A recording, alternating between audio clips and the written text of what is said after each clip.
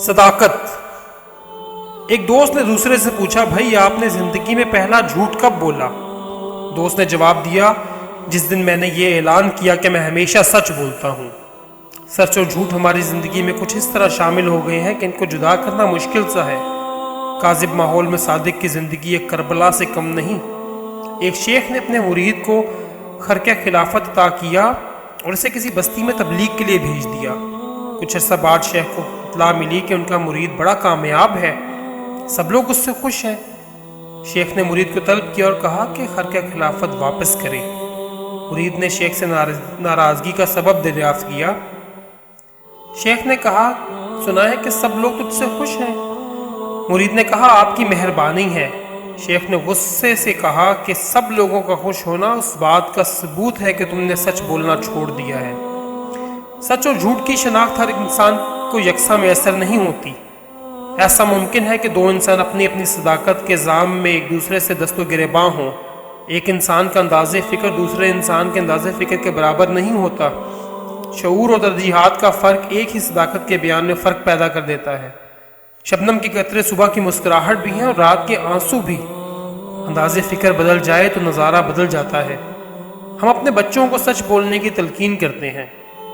ہم انہیں کہانیاں سناتے ہیں، پریوں کی کہانیاں، جنات کی، شہزادوں کی، بادشاہوں کی کہانیاں، اور یہ سب کہانیاں جھوٹ ہیں۔ بچے صداقت کا مفہوم کیا سمجھیں گے؟ اس طرح ایک بچہ نابالغ ہونے کے ناطے اور بھی کئی صداقتیں سمجھنے سے قاصر ہے۔ ہمارا افسانہ، ہمارا ڈرامہ، سفرنامہ، انشائیہ، غنائیہ، تخلیقی صداقت تو ضرور ہے، لیکن عین صداقت ناممکن ہے۔ اگر ادبی تخلیقات کو سچ کہا جائے تو جھوٹ کیا ہے؟ اگر جھوٹ ہے تو سچ کیا ہے؟ حضرت مولانا روم کی مثنوی فارسی زبان میں قرآن کہلاتی ہے، لیکن مثنوی کی اکثر کہانیاں عربی کے قرآن کے مفہوم کے مطابق سچ نہیں ہیں، لیکن ان سے حقیقت فہمی آسان ہوتی ہے۔ دراصل صداقت بیان کرنے والے کے ساتھ اپنا رنگ بدلتی رہتی ہے۔ کوئی جھوٹا آدمی سچ بولنے لگے تو سمجھ لینا چاہیے کہ سچ خطرے میں ہے۔ سچ وہی ہے جو سچے کی زبان سے نکلے۔ سچے انسان کا جھوٹ مصلحت پر مبنی ہو سکتا ہے، لیکن جھوٹے انسان کا سچ منافقت کے علاوہ کچھ نہیں ہو سکتا۔ منافق کی تعریف ہی یہ ہے کہ وہ مومنوں کے سامنے کہتا ہے کہ وہ ایمان لایا، اور جب وہ خلوت میں اپنے شیاطین کے پاس ہوتا ہے تو کہتا ہے کہ اس نے مومنوں کو بے وقوف بنانے کے لیے اعلان ایمان کیا ہے۔ منافق اس انسان کو کہتے ہیں جو مومنوں اور کافروں میں بیک وقت مقبول ہونا چاہے۔ بعض اوقات سچ کا بیان بے ربط ہونے کی وجہ سے بے معنی ہوتا ہے، اس طرح اپنا مفہوم کھو دیتا ہے۔ مثلا اگر میں یہ کہوں کہ سورج مشرق سے نکلتا ہے، زمین گول ہے، پرندے ہوا میں اڑتے ہیں، آج ہفتہ ہے، میں خوشاب کا رہنے والا ہوں، نوائے وقت اچھا اخبار ہے۔ یہ بیان صداقت تو ہے لیکن بے ربط ہے، اس لیے لغو ہے۔ صداقت کے اظہار کا وقت ہوتا ہے، ہر وقت کی ایک صداقت ہے۔ غریب اور امیر کی صداقت میں فرق ہے، کم علم اور علم والے انسان کی صداقت میں فرق ہے، بے یقین انسان کی صداقت میں بھی فرق ہے۔ ہم سچ کو اپنی سچائی کے معیار کے مطابق جانتے ہیں۔ قاتل اور مقتول کا رب تو ایک ہے، لیکن دونوں فریق بیک وقت اس صداقت کو کیسے مان لیں؟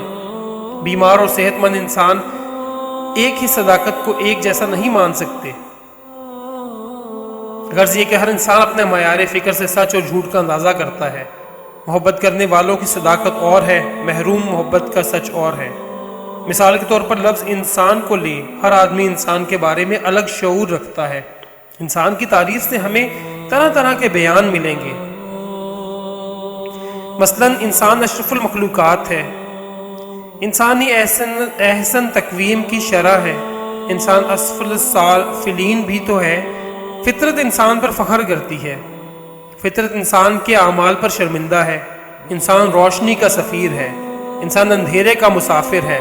انسان کو سوچنے والا بنایا گیا ہے، اس کے سینے میں دھڑکنے والا دل ہے۔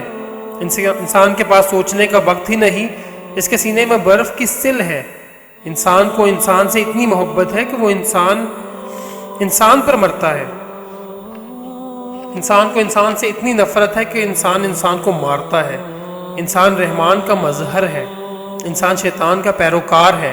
انسان فطرت کے ہر راز سے باخبر ہے۔ انسان کی خاطر اللہ نے شیطان کو دور کر دیا۔ شیطان کی خاطر انسان اللہ سے دور ہو گیا، انسان کو اس کے عمل اور ارادے میں آزاد رہنے دیا گیا، انسان کو عمل پر جبر کے پہرے بٹھا دیے گئے، انسان کو اللہ نے آزادی دی، بادشاہی دی، عزت دی۔ انسان کو کس نے مجبوری دی، غلامی دی، ذلت دی؟ انسان حیا کا پیکر ہے، انسان لطافتوں کا مرکہ ہے، انسان جنسیات کے تابع ہے، انسان معاشیات سے مجبور ہے، انسان سماج بناتا ہے، انسان سماج شکن ہے، انسان صلح کا خوگر ہے، انسان جنگ و جدال کا شائق ہے، انسان کو علم ملا، زندگی ملی، انسان کو جہالت ملی، موت ملی۔ انسان دنیا میں بہت کچھ کھوتا ہے، بہت کچھ پاتا ہے۔ انسان نہ کچھ کھوتا ہے، نہ کچھ پاتا ہے، وہ صرف آتا ہے اور جاتا ہے۔ غرض یہ کہ ایک لفظ انسان کی صداقت ہی اتنی وسیع المعنی ہے کہ اس کے کوئی معنی نہیں۔ انسان سب کچھ ہے، انسان کچھ بھی نہیں۔ انسان کے بارے میں کیا بات سچ ہے، کچھ فیصلہ نہیں ہو سکتا۔ انسان اپنے عقیدے کو سچ اور دوسروں کے عقائد کو جھوٹ کہتا ہے۔ ہم اپنے وطن کی خاطر مر جائیں تو شہید، دشمن اپنے وطن کی خاطر مر مٹے تو واصل بجہنم۔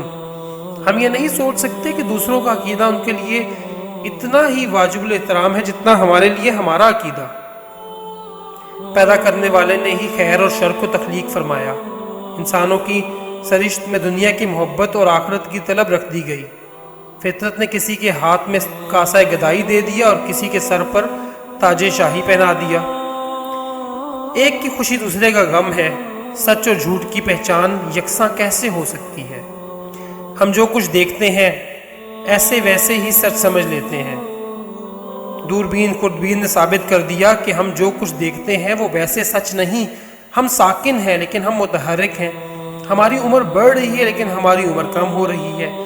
یہ سچ ہے کہ سائنس نے انسان کو آسائشیں دی ہیں، انسان کو تحفظ دیا ہے، انسان کو زمین سے اٹھا کر آسمان تک پہنچا دیا ہے، لیکن یہ بھی تو سچ ہے کہ سائنس نے انسان کا جینا حرام کر دیا، انسان کو غیر محفوظ بنا دیا۔ انسان کا آسمانی سفر زمین پر آگ برسانے کے لیے ہو رہا ہے۔ سچ اور جھوٹ صرف پہچان کے درجے ہیں، ان میں سے کچھ باطن نہیں۔ اس کائنات میں سب سے بڑی سچائی یہ ہے کہ جو کچھ تخلیق کیا گیا ہے وہ باطل نہیں ہے۔ ایک ملک کی سچائی دوسرے ملک کی سچائی نہیں۔ ہم جس شے سے کراہت کرتے ہیں وہ دوسرے ملکوں میں مرغوب غذا ہے۔ اسی طرح ایک زمانے کا جھوٹ دوسرے زمانے کا سچ ہو سکتا ہے۔ فاصلوں سے سچ نظر آنے والی شے قریب سے دیکھو تو جھوٹ ہے، سراب ہے۔ زمین پر چاند کی چاندنی ہے لیکن چاند پر چاندنی نہیں۔ اب اصل صداقت کیا ہے؟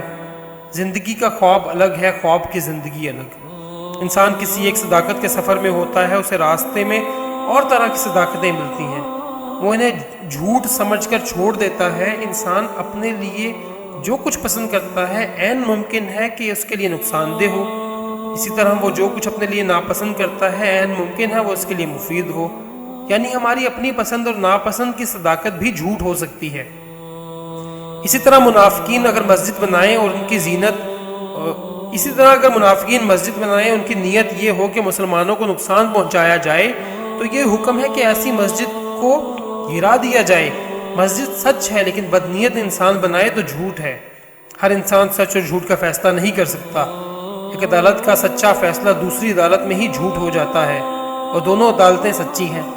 سچ اور جھوٹ کی پہچان اس لیے ناممکن ہے کہ سچ اور جھوٹ کا تعلق عقیدے سے ہے، تسلیم سے ہے، اس میں تحقیق کا پہلو کم ہے۔ ہم سچائی کی تلاش میں نکلیں تو ہمیں سچائی نہیں ملے گی، سچائی نہیں مل سکتی۔ زیادہ سے زیادہ ہم صرف سچے انسان تک پہنچ سکتے ہیں۔ ہم جس انسان کو سچا مان لیں اس کا فرمایا ہوا ہر لفظ سچ ہے، سچے کا فرمان سچ ہے۔ سچ کو ماننے کے لیے ہمیں خود سچائی کا راستہ اختیار کرنا ہے۔ صادق کو ماننے والا صدیق ہی تو ہوگا۔ صادق کی ہر بات صداقت ہے۔ اسی صداقت کے حوالے سے ہی صداقت کائنات یا صداقت ہستی کی پہچان ممکن ہے۔ اگر صادق کا حوالہ نہ ہو تو سچ اور جھوٹ کے الفاظ اپنی اہمیت کھو بیٹھتے ہیں۔ ہم نے سچے دل سے صادق کی ہر بات کو سچ مان کر زندگی کا شعور حاصل کرنا ہے۔ صادق تک رسائی ہی اصل صداقت ہے۔ صادق مل گیا تو سب صداقتیں مل گئی۔ صادق کے مخالف رستے میں کذب ہے، جہل ہے اور ابو جہل ہے۔ صادق کے فرمان میں اپنی وضاحتیں شامل کرنے سے سچ میں دراڑیں پڑ جاتی ہیں۔ صادق الہام بولتا ہے، ہم ابہام بولتے ہیں۔ قرآن اللہ کا کلام ہے، سچ ہے، حق ہے، تفسیر انسان کی وضاحت ہے، ممکن ہے سچ نہ ہو۔ الہامی کتاب کی تفسیر صاحب الہام ہی لکھ سکتا ہے۔ سچ کو سچ ہی رہنے دیا جائے، اسے کوئی اور لباس نہ پہنایا جائے۔